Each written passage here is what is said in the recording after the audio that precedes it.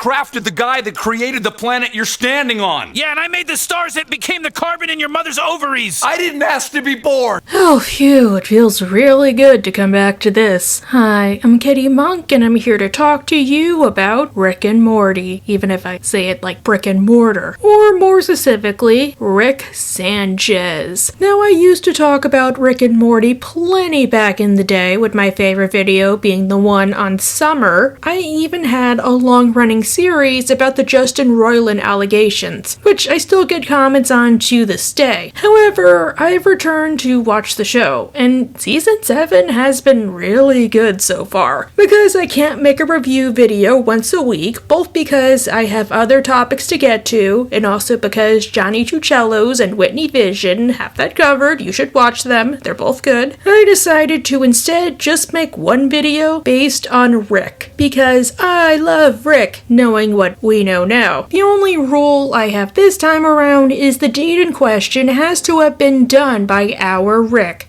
Sanchez C137. Just saying, that eliminates virtually nothing. So let's discuss, and like always, we will begin with the honorable mentions. This time around, I chose two specific moments. First of all, the whole fiasco with Unity, mostly because of two reasons. One, the fact he took advantage of Unity's powers just to give himself a super cool weekend, even at the expense of his own grandchildren and his friendship/relationship with Unity. Don't waste your brain on those weirdos. They're no different from any of the aimless chumps that you occupy. They just put you at the center of their lives because you're powerful, and then because they put you there, they want you to be less powerful. And second, because in a way, Rick was technically committing mass rape. I'm just saying, when you really stop to think about it. I know the episode doesn't talk about it, but really he did. Those people had no right to consent. They were basically puppets being controlled by Unity. They had no free will, and they were just toys for his sick amusement, including a giraffe. I'm not looking for judgment, just a yes or no.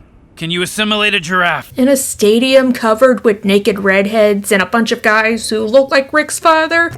Oh, Rick, it was so bad. What's this was stuff? I just need to hydrate, and then we're doing that again. Still waiting for lore on that, BGW. I only bring it up because Rick and Morty is one of those shows that deconstructs sci-fi elements when it suits them. I could totally see this being a plot point down the line, like, you creep, just because I was possessed by a hive mind and you were dating said hive mind doesn't mean you can violate me. Only reason I did not include it was because of stiff competition and the fact that the episode itself never really calls it out as such compared to most of Rick's other mistakes. So I don't want to be a negative Nancy. The second is the whole fiasco with the Vindicators, where his drunken self set a bunch of traps in order to violently mutilate them, simply because he was jealous of them. All of the descriptors apply to all of you. Drunk Rick's point is that none of you are very special or different.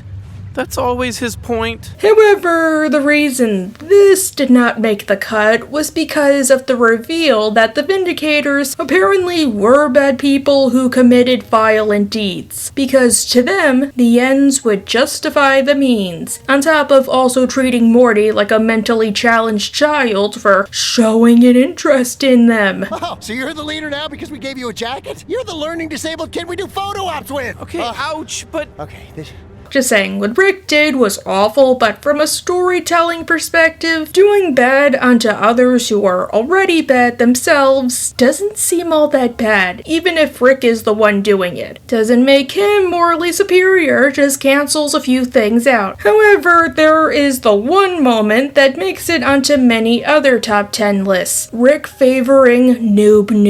My own grandson is like, oh, the Vindicators. I mean, he's a moron. That's their demographic. But you're different, noob. Granted, Rick was drunk, so this could have meant a lot of things. Maybe he really was talking about Morty at first, and then his drunk mind started thinking about noob. Maybe he just didn't want to admit it was Morty. Really, this is Rick. It could be anything. Alright, with that out of the way, let's move on to the actual list.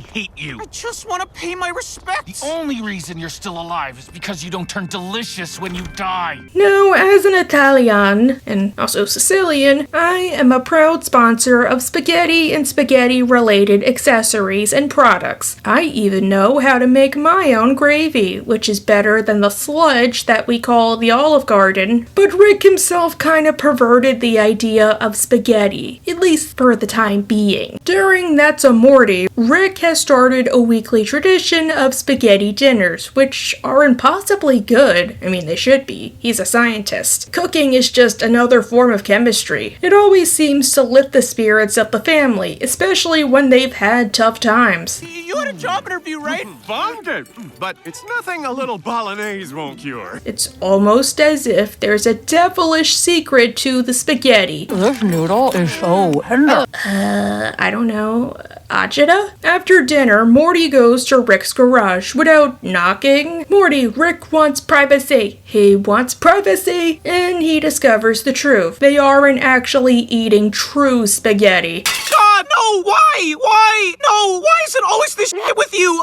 Of course it's a person. It's people! Spaghetti comes from people! Seriously, what is with cartoon characters not locking doors if they want privacy? Is it to jumpstart the plot? First Gerald and Sheila, and now Rick. Unless this was on purpose. Wait, tangent. As it turns out, the spaghetti is essentially the liquefied guts of alien humans who commit not alive. When they commit unalive, Their cortisol increases the starch content in their bloodstream, changing their intestines into one long spaghetti noodle and the surrounding tissues into a spicy sweet hematoma that we would call a bolognese.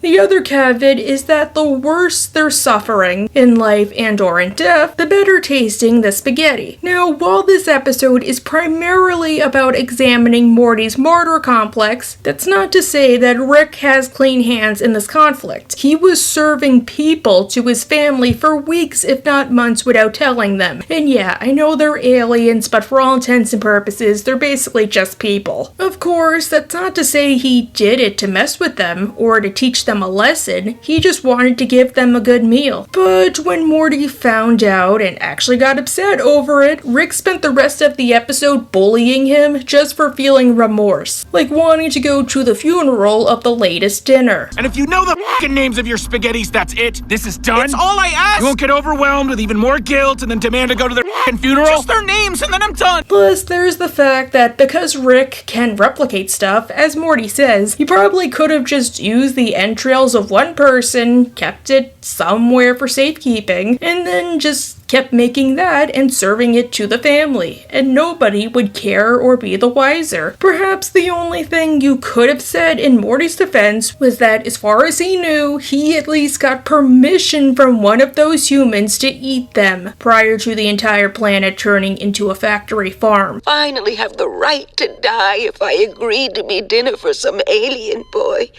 I simply said, I hope I'm delicious. Rick implied he stole bodies from the morgues, considering this one scene. Are you two eating a corpse? It's okay. It's spaghetti. Morty, they don't know what that is. I'm calling the police. Before you do that, just... Oh, Rick! And while Rick implies he's given up on spaghetti at the end of the episode, because why can't he just make it himself, he instead pivots to serving the family Salisbury steaks, which per him... Seriously, I'm not kidding. I won't tell you, but I need you to know the truth is horrible, so that if you ever find out an accident, you can't blame me. You know, I'm still curious what was in there that made it worse. Honestly, I just think he bought normal steaks or TV dinners, not to make some kind of commentary on factory farming, just to screw with them. Whatever you think it is, comment down below. Your booze mean nothing. I've seen what makes you cheer. My question is, seriously? Lab Coat End Ripoff. Look, I'll be honest, the heist episode is probably my least favorite of the entire series. To me, it encapsulated a lot of problems I had with season 4, where most of the episodes just happened, and they weren't all that good. It's meh, forgettable, like I had to rewatch this episode a couple times compared to the others, and I probably won't go out of my way to watch it later on, or even remember it exists. This episode sees Rick and Morty attempt to pull off a heist heist, which is something Rick heavily dislikes because he thinks that all heist movies are the same. A hipster whose adventures are 60% putting a crew together and 40% revealing that the robbery already happened and he's not worth our time because he's a hack piece of Like usual, he's Dan Harmon's mouthpiece. I hate heists so much, and the crew assemblies are the worst part. However, to get revenge on a guy named Miles, Rick ends up building a robot named Heisotron to commit the heist for him. Go ahead and shut down. Negative. Excuse me? I am programmed to always be looking for the next big score. You're programmed to do as I say. Said robot ends up committing mass destruction in the name of heisting the universe, such as destroying planets. Rick, what's happening? Heistotron's gone rogue. If we don't stop him, all sentient life will be absorbed by the never-ending assembly of a meaningless crew. That's my hell, Morty. After Heisotron is stopped, it turns out there's a reason Rick did this. It was all planned. Morty, who actually did like heists, wanted to pitch a heist storyline to Netflix. Very cool. Traffic okay? You have trouble getting here? No, it was all right. Morty, run to Hulu now! And Rick was afraid that he would lose Morty to Netflix because they obviously don't cancel shows after 2 seasons, which is really just 1 season split into 2 for the sake of marketing and unions. Meaning he ruined Morty's love for heists and therefore his pitch to Netflix, while also causing a bunch of destruction just to teach him a lesson. Who needs dreams? I'll just hang out with you and go on adventures and do whatever you want to do, forever. Oh, well, okay. I mean, if that's what you want. Obviously, Rick has been known to hold Morty back for many stupid reasons, but speaking as a writer who actually does like this craft and the privilege I get of being on YouTube, this is one of the worst for me. Rick, I told you, just let Morty go to Netflix and let him get his heart broken that way. True, they're no HBO Max, but they do suck. Look at what they did to Dead End, just as that show was getting good. Speaking of, there was other collateral damage we should probably name. Not just all those people, but Mr. Poopy Butthole, aka Wayne. Mr. Poopy Butthole had turned his life around after the accident and even got a job as a college professor. Before this semester's over, you're gonna be real sick of that phrase. One of the most noble of all professions, next to selling yourself for money, I hear. Rick's actions ended up getting him fired from his job. Because of this, Mr. Poopy Butthole went on a downward spiral, losing his wife and custody of his son. But to see how things turned out, watch season 7. And that's what I'm talking about, Morty. That's where my seeds are. If we would have done what you wanted, I would have never found them because you're so in love with school. All right. Well, pretty minor. I think we have to talk about Rick's actions in the pilot, as they set the tone for the entire series. First off, Rick sounds super different, like he hotboxed himself. I was the only old person there, Morty. It was like I was some sort of, celebrity walking around. I was fascinating to them. Rick has recently moved in with the Smith family, and he gets drunk one night, deciding that in order to surprise Morty, he'll destroy the population with a neutrino bomb and leave Morty and Jessica as the sole survivors. I want you to have the thing. I'm gonna make it like a new Adam and Eve, and you're gonna be Adam. And Jessica's gonna be Eve. That's the surprise, Morty. No, you can't. Rick, while a nice surprise, that really doesn't work. Their grandchildren are gonna look weird. You can't just do an Interstellar where Jessica could lord over all the embryos, or like that one HBO show about the robots that make babies. I think it's called Raised by Wolves. Speaking of, was Rick going to include himself in the casualties considering how he said Adam and Eve? One likely improvised conversation later, and Rick decides against the plan. Neutrino bomb armed. Wait, is this even our Rick and Morty? Moving on. The next day, Morty is trying to go to school and get an education when Rick shows up. There you are, Morty. Listen to me. I got an errand to run. Oh, this teenager dies, BGW. Rick wants Morty's help harvesting mega seeds for him, even if it means hiding those bad boys, and Morty's taught yet malleable. I'm not saying it. Put them way up inside there as far as they can fit. Hijinks ensue. Morty kills a guy named Glenn, and then they get home, where Rick is scolded by Jerry and Beth for constantly pulling Morty out of school. Oh my goodness, Morty! What are you doing out of class? We talked about this. Your parents and I are very disappointed in this behavior. No? They stand up to him and demand that Rick move into a nursing home. How could you make my son miss an entire semester of school? I mean, it's not like he's a hot girl. He can't just bail on his life and set up shop in someone else's. Beth, why? Rick counters that Morty is learning a lot from him, and all of it is because of their adventures, not from being in school. He's like me. He's gonna be doing great science stuff later in his life. He's too smart for school.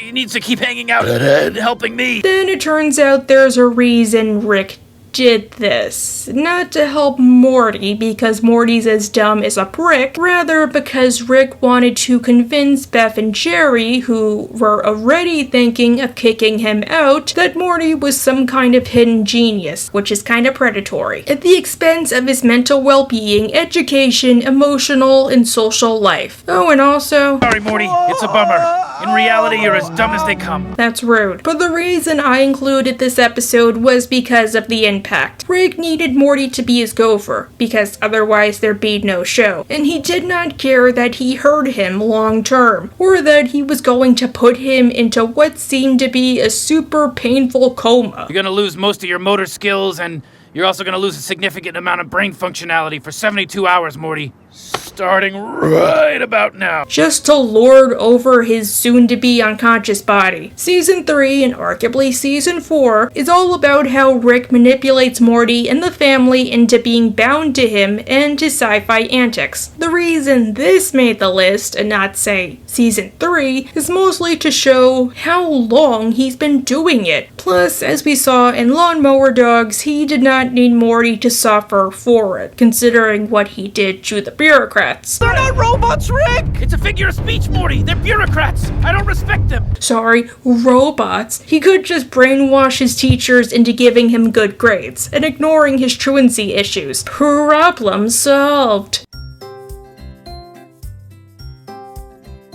What? Why won't you rinse your dishes? It takes 2 seconds. Okay, so my college made us throw out all our food into a little trash can before we threw it out into wash bins because they did not have a conveyor belt. And after this episode aired, every time I did, I would think of this one moment, especially because there were signs everywhere. Clean your plates or the night people will get you. Recently, Rick has been getting things done through a night person. Before I go to bed, I type a list of shit I want to get done. Then the somnambulator programs my unconscious body, or night person, to do it while I sleep. Oh my god, I wish I had one. Imagine how many videos I would be able to churn out. Not scripts, because I actually like writing. Rick initially keeps the secret to himself, but soon lets the family in on it, so they can also get stuff done. While everybody else makes it like their night person is a fancy slave, Jerry ends up treating his night person like a good friend, writing him nice letters and generally hoping for his well-being. In one such letter, Night Jerry makes a plea on behalf of Night Summer. Night Jerry said Night Summer would appreciate it if everybody could rinse off their plates after eating. What? You know, rinse the schmutz off after eating. Makes it easier to clean up later. Of course, as we all know by now, Rick is somebody who both hates being challenged and hates to go the easy route. So rather than just take a second to rinse his dish or,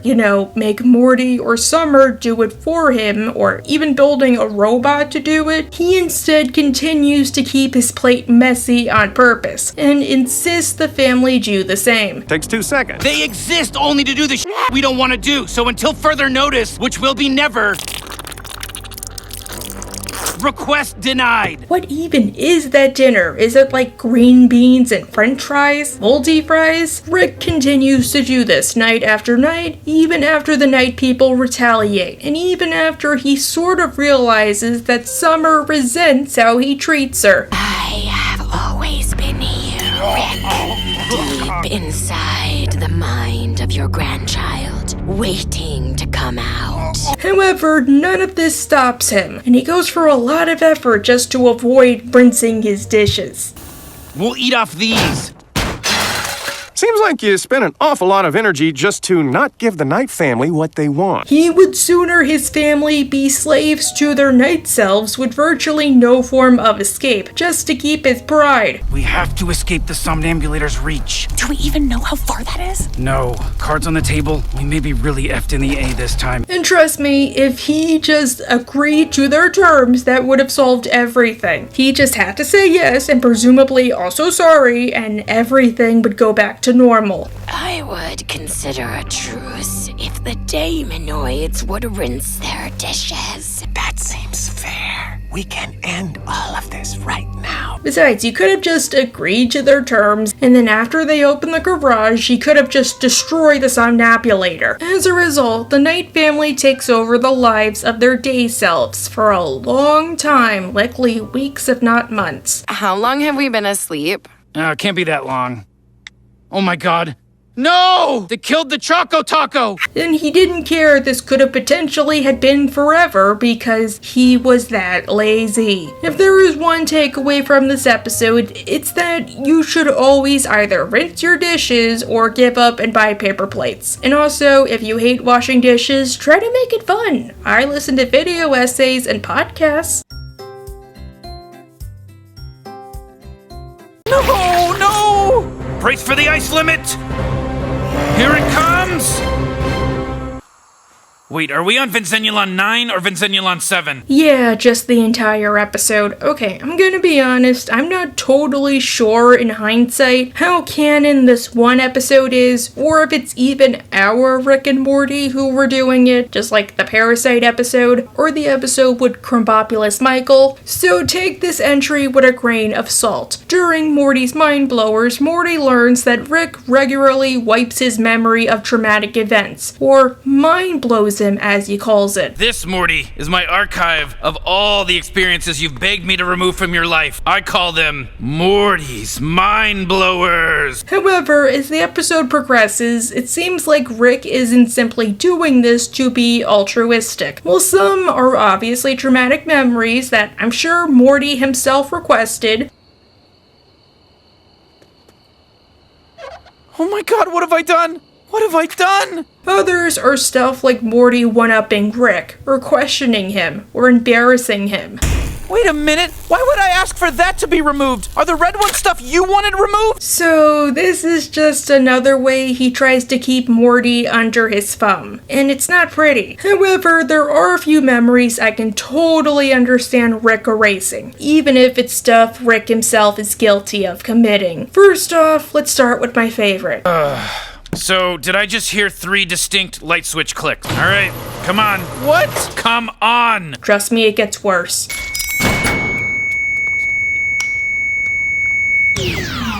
Grab a shovel. What is... Grab a shovel! Why were those people there? Was Rick trying to make a cure for them? Was he just harvesting them? Did he kidnap them? My theory is that he was going to do something with them, but because of Blim Blim, he decided it was better to just move any potential medical activities outside of the garage. But what even was that? Still, you know there's a big chance he purposefully told Morty to do it incorrectly, just so he did not have to be the one to do it, or just to screw with him. However, the worst is the menagerie, which is not all that funny. Rick and Morty are captured by a giant alien and imprisoned in a menagerie, which is basically a fancy zoo. Only, it's not like Pink Diamond Zoo where you're treated like a pet. Of course, Morty doesn't want to be there, and I don't blame him. Rick, we gotta get out of here! I don't care what it takes, anything! Anything? Anything! Morty, why? Rather than use his portal gun for some reason, I don't think they ever said why, Rick instead sends a message to whom I presume to be NASA. There's no other way to put it. Instructions. For? A vehicle, sir. An interstellar vehicle. Oh, okay. Rick can both help humanity and get him and his grandson. I have so much to learn from you. I know, right? Okay, admittedly, that is darkly funny, and I like dark humor, but did he really need to strand those two people there, likely for eternity, where nobody's gonna be able to reach them? What was the big deal if nobody was in that menagerie? Was the alien gonna hunt them down? Now, the reason I say this might not be canon is because of the squirrel segment. Morty wants a device to communicate with animals and ends up getting the attention of squirrels, who apparently run the world. Squirrels who run the world, squirrels. All right, Morty, pack your shit. That's only gonna keep him down for a little bit, Morty. You with squirrels, Morty. We got a good 5 minutes before they're backing up on our ass, Morty. Even though Solar Rix acts like they've always only hopped dimensions that one time, I was seriously tempted to make this an honorable mention, just for the squirrels alone. But there were so many bad Rick moments in this episode, it kinda trumped my reasoning. Besides, if this was our Rick and Morty, maybe there's a lot of ways you could interpret it. Perhaps they ran away and came back. Maybe Rick was about to leave and then he was like, oh wait, they're not actually dangerous, my bad. Or maybe the squirrels just left them alone or something, or I don't know. Of course that's the case. In their minds, they're the underdogs. And that's how they justify this. Throughout the show, we're told that there is an infinite number of universes, and yet, in all of these, Rick happens to be the smartest man in the universe, a complete drunk, and he lives with the family, all of whom are messy. It's almost coincidental. As evil Morty reveals to our Morty, there are a lot of negatives about the citadel of Ricks, beyond it making seem like Ant-Man Quantumania was ripping them off. The biggest? The central finite curve, which was hinted at throughout the previous seasons, and turns out to be more than just a fancy term to make the show seem more sci-fi. Do you know what the central finite curve is? They built a wall around infinity. They separated all the infinite universes from all the infinite universes where he's the smartest man in the universe. Yep, you heard that right. Rick made it so a good portion of the multiverse is separated and virtually inescapable. Evil Morty was only able to escape via a ton of sacrifice, and even if he escaped, the curve is still around, considering Season 7, meaning his actions are much worse in hindsight. The curve just enabled already bad Ricks into being even worse because it acted as a playground for them. Every version of us has spent every version of all of our lives in one infinite crib built around an infinite baby. Why did Rick do it? Well, presumably to stop Rick Prime, or at least trap him like a monkey in a cage. Not to save all of reality, but to stop one guy that only troubled a couple of people. While Rick presumably isn't responsible for the Morty market, his hands are still dirty. Besides the central finite curve, he still created the Citadel, the Council of Ricks, and he killed a bunch of potentially innocent Ricks simply on the off chance one of them could be Rick Prime or one of his decoys. And he also enabled a lot of bad things to happen because of his revenge quest. Really makes you think, huh?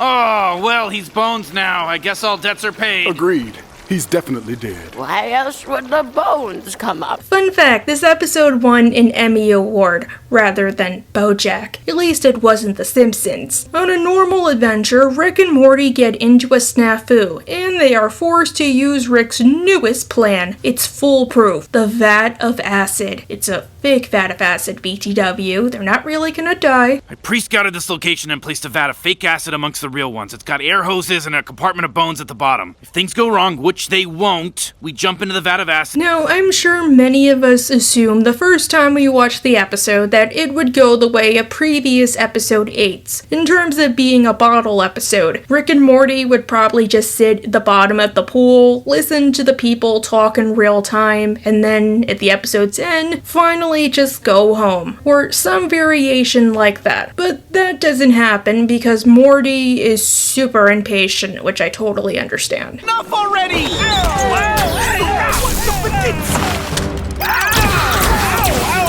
On the ride home, Morty makes sure to read his grandfather the riot act for how stupid this plan was. Vat of fake acid? Are you dying of dementia? How are you talking to me like this? When did you get so cocky? Tonight! You know, I'm pretty sure this is my favorite interaction between these two. Morty says that Rick should try other ideas like time travel. What about my video game style place-saving device? Oh my God, here we go. It's a good idea, Rick! Fun fact, the reason they've never done this is because Dan Harmon is super against time travel plot lines, which I understand. Rick and Morty can be confusing enough as is. Time travel would just be another wrinkle. A wrinkle in time. Rather than do a fun time travel adventure, Rick instead does his own version of the Meanwhile episode from Futurama. Through a special device, Morty can save his place in time, kinda like a video game, as he shows.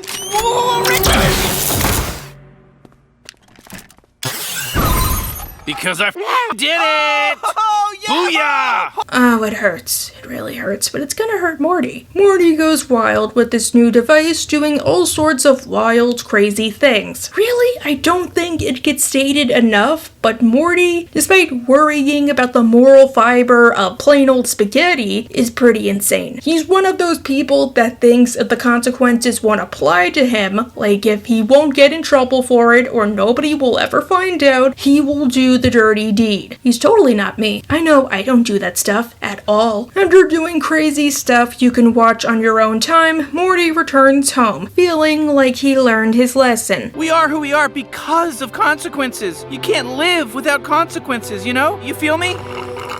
Wow, that's a beautiful thought, Morty, but, no, there were definitely consequences. Oh, Morty, no.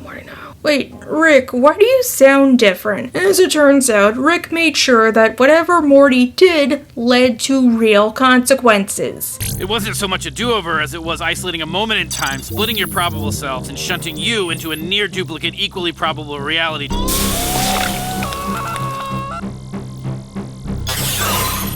Okay, this doesn't take away from the horror, but I have questions. Does this mean every time Morty hit the button, he took the spot of another Morty in the multiverse? Or did clicking the button create a new timeline, but with the detail of him killing whatever Morty lived in the previous timeline? Sorry, I guess I get the gist of what Rick is saying, it's just confusing. Whichever way you splice it, Morty's actions indeed had consequences. Terrible consequences. Every time you reset to smell Jessica's hair, every time you relived a satisfying fart, that's how many Mortys you've incinerated, you greedy little junkie. Oh, God. Rick, you freaking monster! You killed dozens, if not hundreds, or even thousands of versions of your own grandson, just to prove a point. Not even to teach him a lesson, just out of pure spite. Or you could have fun. Did you have fun, Morty? Is this because of the vat? No. And yeah, Rick, or at least a version of him, So you're not even my Rick? did make all of those Mortys theoretical, so they did not really die, which in a way kind of feels worse, like TVA. But he still made it so that Morty did all of those bad things. You know, funny story, my aunt bought me a Rick and Morty t-shirt with this exact scene, ironically around the same time when the Justin Roiland allegations began, but I do appreciate the gesture, and I wear the shirt pretty often. Then why do you know about the vat? Every Rick has a vat! Speaking of, I wonder if this thing has happened to other Ricks, considering how nonchalant that one Rick was. Do they just collectively agree to help any of them in the event that their Morty questioned the vat of acid? At the episode's end, Morty has to pay the piper, which gives me questions about what goes on in his perverted little mind. Morty, is that Supreme Court Justice Sonia Sotomayor? Oh my God, I'm sorry. No, that's the judge from the Crystal episode. The real Sonia Sotomayor must be on Sesame Street. Also, writers, you forgot about Elena Kagan. She was the only other female justice at the time this episode aired. But there is one way out for Morty. What do I do? Well, I'm stumped. Seems like there's no way out of this one. Unless... Rick, you Damn it. Say the vat is good. The vat is good. Kiss the vat. I don't know what makes it worse, the fact that he's freaking relishing in this like a naked chili dog, or the fact he did all of this, made all of this turmoil, just because Morty made fun of one of his ideas. I wonder what he did when Morty said he did not like the Pirates of the Pancreas. Perhaps the only good thing you can say is that Morty did not subject the family to this. Alright, come on, Morty, let's go home. Wait, what? This isn't our reality? What, you think I'd waste our home teaching you a f***ing lesson? Is it better? I'll let you decide.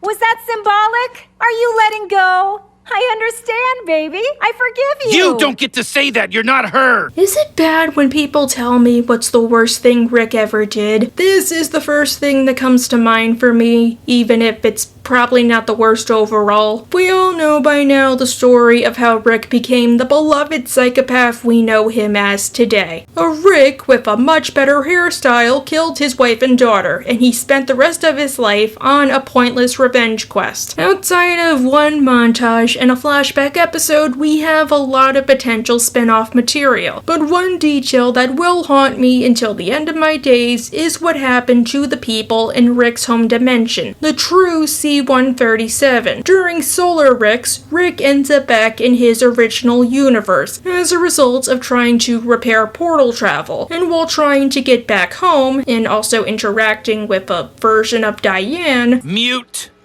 If I could be muted, I wouldn't be too good at haunting you. Rick talks to his neighbor, whose name I can't say. You know what? I'm gonna try it. Mr. Goldman Bach-Majorian. Hey, Mr. Goldman Bach-Majorian. That took about 2 tries. Mr. Neighbor says that he has a message for Rick. They say my mind is held captive in a time loop. Okay, let me explain. Rick used his science to force the people around him to relive the same day. Likely the day Diane and Beth were killed. At the same time, these people know they're reliving the same day and are powerless to do anything about it, and they're also unable to die. To me, the reason this is bad is because of something I take into account whenever I make these lists: intent. With all of these other examples, there was at least a reason why they happened, even if it's as simple as Rick was lazy. That counts for me. Of course, that doesn't excuse or justify his actions, but an explanation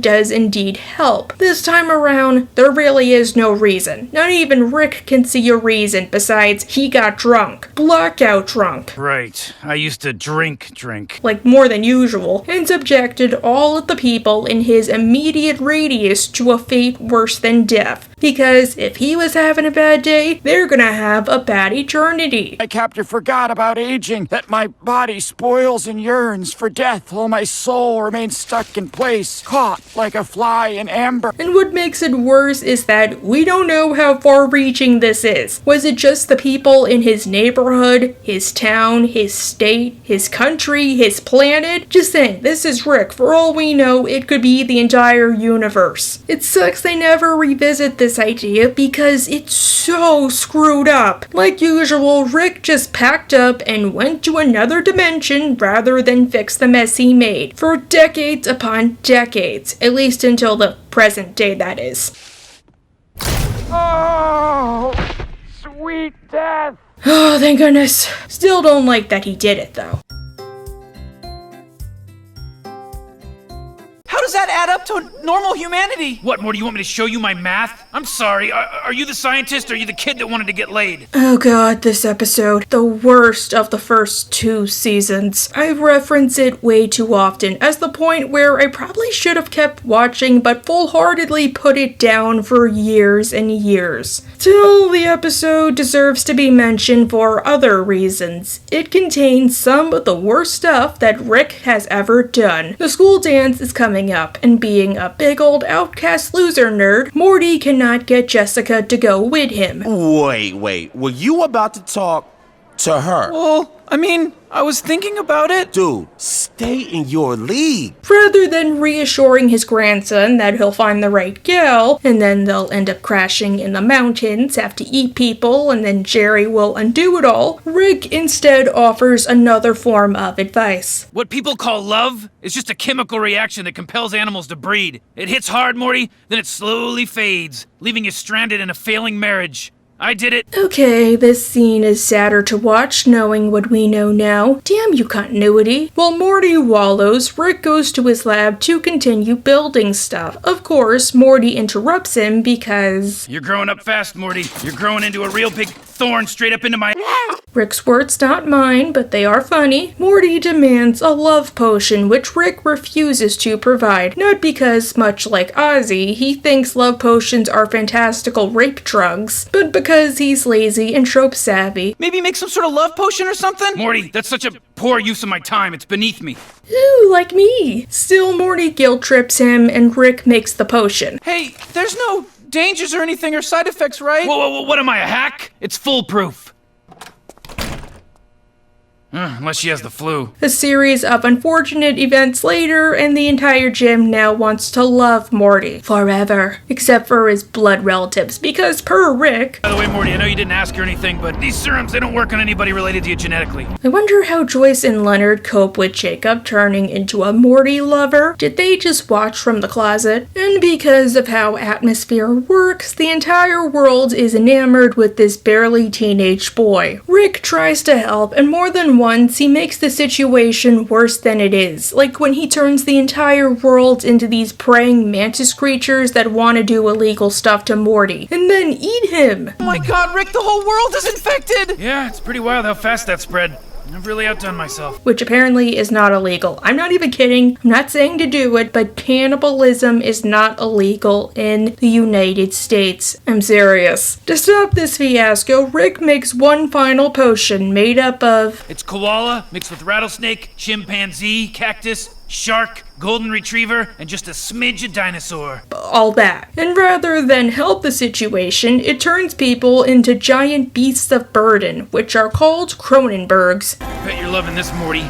This must be the best day of your life. You get to be the mayor of I Told You Town. Near the episode's end, Morty calls out his grandpa for what he did. Oh my god, it's a living nightmare! How could you be so irresponsible, Rick? Me irresponsible? All I wanted you to do was hand me a screwdriver, Morty. But dude, it was still your decision to do it. You could have just ignored him. I just bring this up because despite this one statement, Morty was at least willing to admit his hand in the matter, rather than make a mistake and wallow in his pity like he does in the later seasons. Rick could not give a crap less, and instead of fixing this, he simply takes Morty, and only Morty, with him, and dimension jumps somewhere that's not green. Alright, Morty, here we are. Oh my god, Rick! Is that us? We're dead! What is going on, Rick? I'm freaking out! Calm down, Morty! Look at me! Calm down, Morty! In this dimension, the problem is solved and the world returns to normal. But their dimensional counterparts happen to both die in a freak accident. There's an infinite number of realities, Morty. And in a few dozen of those, I got lucky and turned everything back to normal. I just had to find one of those realities in which we also happen to both die around this time. Which makes it worse! He could have just looked at what that one Rick did and used that to fix the problem. But it was just easier for him in specific, to leave the mess he made and leave his family to rot in an apocalypse. Give me a break. He is a selfish, irresponsible, and he left my mother. Yes, I know they aren't really his family. I know he really just went there because that was Rick Prime's dimension, and maybe he thought one day Rick Prime would return. And likely the fact he didn't probably prompted him to leave, because there's no reason for him to be there. But that doesn't change anything or lessen any of the destruction he caused. It's so lazy. Maybe Dr. Wong was right. Speaking of, in this new dimension, he forces Morty to bury the body of his dimension self and then walk inside like nothing happened. And then he rubs it in Morty's face that... Now pick up your dead self and come on. Haste makes waste. I don't suppose you've considered this detail, but obviously, if I hadn't screwed up as much as I did, we'd be these guys right now. So, again, you're welcome. Oh my god, it's so cruel. You just want to give this little guy a hug.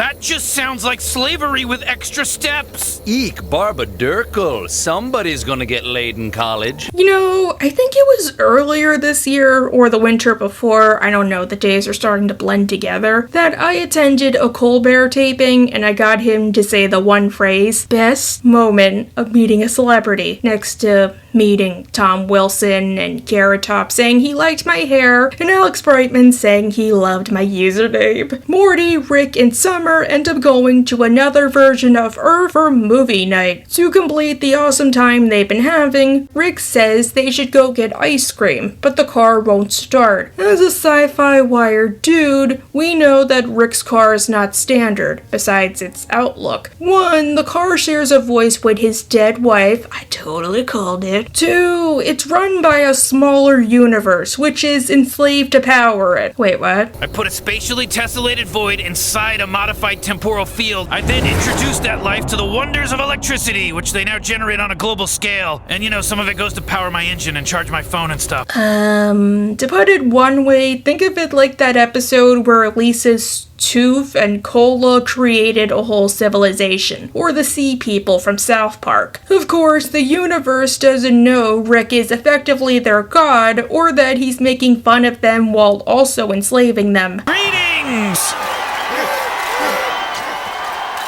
Morty, you gotta flip him off. I told them it means peace among worlds. That is not peace among worlds. Haha! Crank it!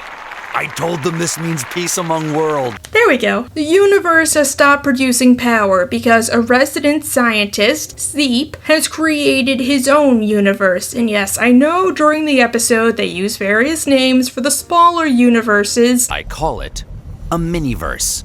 Dumb name. I'm just gonna keep calling it the universes because it's easier for me. Regardless, unlike Rick, while Zeep is a piece of work, he did not make his universe for selfish reasons. He just wanted to help his people. Seriously, he's actually freaking shocked when he discovers Rick made an entire universe just to power his brake lights. That's what you used my universe for? To run your car? Yeah, but don't flatter yourself. There's always AAA. So why don't you do that? Would you rather your universe be used to power a robot whose sole purpose is to pass the butter? To keep the battery producing power, Rick ends up going into Zeep's universe and discovering that another scientist, Cal, has been making his own universe for the exact same reasons. This is wrong, Kyle. What you're doing is wrong. You're basically... This is slavery. You're talking about creating a planet of slaves. Told you, Zeep. So, on top of giving Cal an existential crisis he doesn't live through, he also ends up destroying the universe that Zeep made. You monster! Whoa, bad tour. Which in turn means he destroyed Kyle's universe and everybody Kyle ever knew, and the universe Kyle made. Meaning, 2 universes. So, when you think about it, Rick just committed genocide twice, simply because he's too lazy just to get a mechanic. Billions, if not trillions of life forms were crushed in the palm of his hand. I know some people said that for Cal's universe, the tree people did not count because they weren't intelligent, but they were still in the early stages, so I count it. That's like saying it's okay to destroy a rainforest because sloths aren't intelligent. Regardless, he still destroyed 2 worlds with the same precision and lack of concern as destroying an anthill on his front lawn, and he all but threatened Zeep that if he did not hamstring his people, he would destroy Zeep's universe with that same cold indifference. He knew that once I got back to my car, 1 of 2 things was gonna happen. I was gonna have to toss a broken battery, or the battery wouldn't be broken. Plus, when you think about it, what makes it worse for me is that the solution was right there in front of him. Rick never needed to make people to make them power for him. 1, he had a portal gun. He could have just found a universe with, say, a crystal that can power a car indefinitely, or he could have created the universe but done other sci-fi stuff. Like, maybe he could create an interstellar nursery and then put Dyson spheres around the sun. planets. Or just harvest all of the power from the Big Bang that he used to make the universe. Or heck, if he created planets, he can harvest the natural processes. I don't know. Really, anything would be better than what he was really doing. And I gotta say, the worst part about this whole list is his laziness. Like, most of these entries go back to Rick being extremely lazy. Now, I'm not one to talk because I'm lazy, but I've never done half the stuff Rick has done.